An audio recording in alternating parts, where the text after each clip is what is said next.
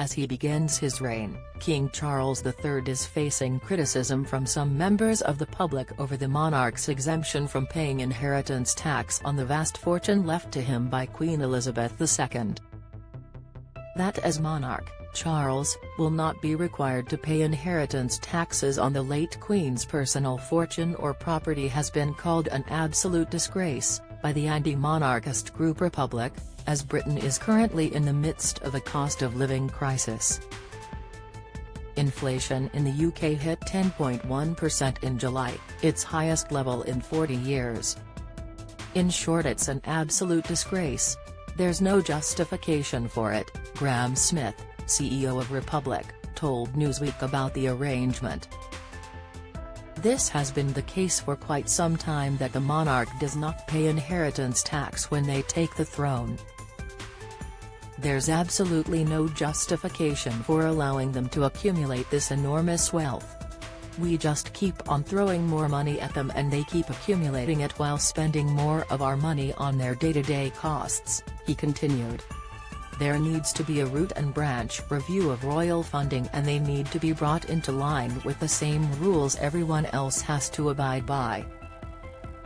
The Royals and Taxation in 2022, Britain's Sunday Times estimated the Queen's personal fortune to be £370 million, $433 million.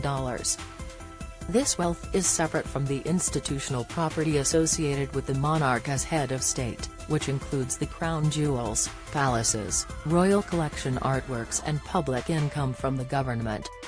The late Queen's personal wealth also came from privately owned properties such as Sandringham and Balmoral, jewellery that is not the property of the Crown, and income from personal investments. In Britain, members of the public are expected to pay a 40% tax on property inherited over the value of £340,000, $397,000. If this applied to Charles, he would have to surrender an estimated £148 million, $173 million, to the government if the same rule were to apply to the Queen's property. However, according to custom, the monarch does not pay inheritance taxes on property inherited from another monarch or the spouse of a monarch.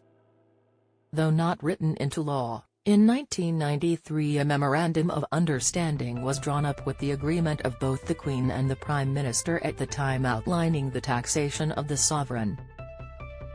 This was prompted by Elizabeth herself, who volunteered to begin paying income and capital gains tax in 1992. Since 1993 the monarch has paid tax on their income as with any other British citizen. In reference to inheritance taxation, the memorandum said that there is a difference between the property of the Crown and the personal property of the monarch.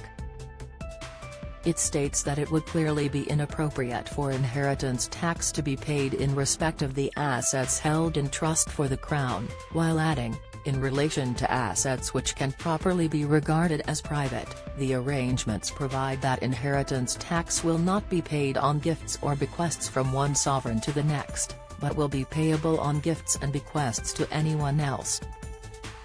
This means that any personal wealth left to Charles is exempt from taxes, but bequests made to other members of the royal family will not be. The memorandum also provides the justifications for the arrangements, stating, "The reasons for not taxing assets passing to the next sovereign are that private assets such as Sandringham and Balmoral have official as well as private use, and that the monarchy as an institution needs sufficient private resources to enable it to continue to perform its traditional role in national life, and to have a degree of financial independence from the government of the day." Public criticism, however, similarly to the objections raised by Republic, social media users and members of the general public have also voiced their anger at the arrangement for the already wealthy institution of the monarchy, particularly given rising rates of inflation and energy bills. A dedicated thread on the online forum Mumsnet has been created regarding the subject, with many posts echoing sentiments of displeasure. Apparently, the monarchy is exempt from income tax in order to protect the wealth of the royal family from being eroded. while the rest of us fight for survival like crabs in a barrel," wrote one user. "This society has class baked into it. We aren't meant to move up or aspire for greater things. It's a rigged system, you can't tell me it's not." Author and activist Claire Eucken posted her response to the news on Twitter, describing the setup as obscene. Charles Mountbatten Windsor is exempt from inheritance tax. "It is obscene that he, our new head of state, can hoard this unearned wealth while so many of the people he supposedly represents are dependent on food banks and unable to heat their homes this winter," she said. Charles became the new monarch the instant his mother died at the age of 96 at Balmoral Castle on Thursday. During his first broadcast to the nation the following day, the new king pledged, "Throughout the remaining time God grants me, to uphold the constitutional principles at the heart of our nation.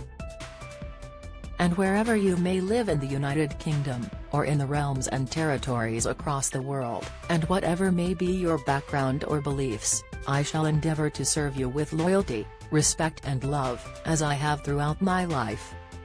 The late Queen's funeral will take place on Monday, September 19, a day which has been declared a public holiday across the UK. Do you have a question about Queen Elizabeth II, King Charles III or their family that you would like our experienced royal correspondents to answer? Email royals@newsweek.com. We'd love to hear from you.